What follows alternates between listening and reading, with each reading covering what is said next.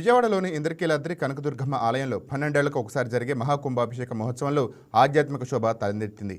కనకదుర్గ నగర్ నుంచి పవిత్ర కలశ బిందెలతో కంచి కామకోటి పీఠాధిపతులు, ఆలయ వైదిక కమిటీ సభ్యులు, చైర్మన్ ఈవోతో పాటు అర్చక బృందం భక్తి గీతాల నడుమ ప్రత్యేకంగా ఊరేగింపుగా ఆలయానికి చేరుకున్నారు. మేళతాళాలు, మంగళవాయిద్యాల మధ్య శ్రీ దుర్గా మల్లేశ్వర స్వామివారి ఉత్సవమూర్తులను వైభవంగా తీసుకువెళుతూ ఆలయ పరిసరాల్లో ఆధ్యాత్మిక వాతావరణం నెలకొంది. 3 రోజుల పాటు జరిగే ఈ ఉత్సవ మహోత్సవంలో చివరి రోజు పూర్ణాహుతి కార్యక్రమంలో కలశ జలాలతో గోపురాలకు, విగ్రహాలకు మహాశేభిషేకం నిర్వహిస్తారు. ఈ అత్యంత పవిత్ర కార్యక్రమాన్ని వీక్షించేందుకు భక్తులు భారీగా తరలి రావడంతో ఆలయ పరిసరాలు సందడిగా మారాయి. ఇక దీనిపై మరింత సమాచారం మా స్పెషల్ కరెస్పాండెంట్ బిందు అందిస్తారు. ఇంద్రకీలాద్రి అమ్మవారి దేవస్థానంలో మహాకుంభాభిషేకం జరుగుతుంది. ఈ రోజు మొదటి రోజుకు చేరుకుంది. ముఖ్యంగా మహాకుంభాభిషేకానికి సంబంధించి వివిధ కార్యక్రమాలను అయితే ఏర్పాటు చేశారు.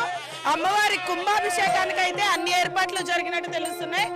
సకల పూజలతో అయితే అమ్మవారిని అయితే కిందకి తీసుకొస్తున్నారు. ఇదే విధంగా అమ్మవారిని ఊరేగింపుగా కింద రథం సెంటర్ దాకా తిప్పి మళ్ళీ అమ్మవారిని పైకి తీసుకెళ్లే నేపథ్యం కనిపిస్తుంది. ముఖ్యంగా ఈరోజు వివిధ కార్యక్రమాల్లో అయితే ఇలానే అమ్మవారికి పూజలు జరుగుతుంటాయి. అయితే మొదటి రోజున మహాకుంభాభిషేకం రోజు ఇటువంటి కార్యక్రమాలు ఉన్నాయి. అర్జిత సేవ మరియు మహామండపానికి సంబంధించి వివిధ కార్యక్రమాలు అయితే చేస్తూ ఉన్నారు. ఇంకా సంబంధించి ఆ పవిత్ర నదుల నుండి తీసుకొచ్చిన జలాలతో అయితే మహాకుంభాభిషేకం అనేది చేస్తూ ఉంటారు. 12 సంవత్సరాల తర్వాత అయితే ఈ మహాకుంభాభిషేకం జరుగుతుంది. అయితే ఈ 3 రోజులు కూడా పెద్ద ఎత్తున భక్తులు వచ్చే అవకాశం ఉందని కూడా ఆలయ అధికారులు ముఖ్యమైన ఏర్పాట్లు చేశారు. క్యూ లైన్ పద్ధతులు కూడా ఇదే విధంగా పాటిస్తూ ఉన్నారు.